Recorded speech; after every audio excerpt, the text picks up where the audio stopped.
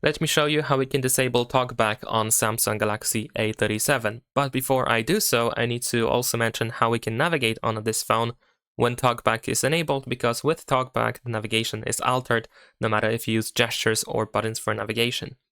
So how we can navigate on this phone with TalkBack enabled.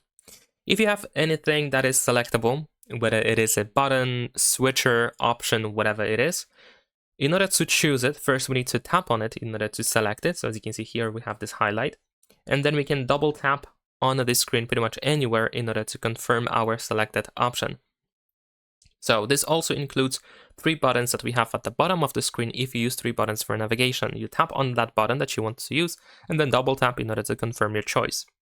In the case of gestures, any gestures whatsoever, whether it is scrolling up and down on the list, going to the app drawer, maybe going through pages and so on and so forth, you have to do this with 2 fingers now instead of just 1. So usually you just use 1 finger in order to scroll up and down, go between pages. Now you have to use 2 fingers. So if I want to scroll up and down here in this menu, as you can see, I need to use 2 fingers to do so. So now what we're gonna do is I'm gonna go to the recents or background apps. There we go. And I'm gonna close everything so that we can begin from the home screen. So first we want to open settings, of course.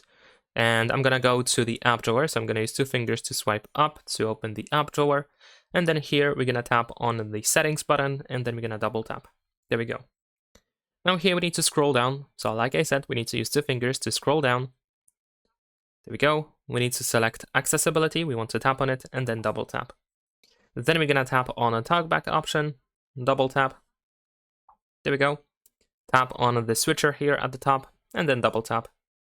Tap on a turn off in here and then double tap. And there we go. TalkBack is now deactivated. You can go back to the previous method of navigating on your phone. That's it. Leave a like and subscribe.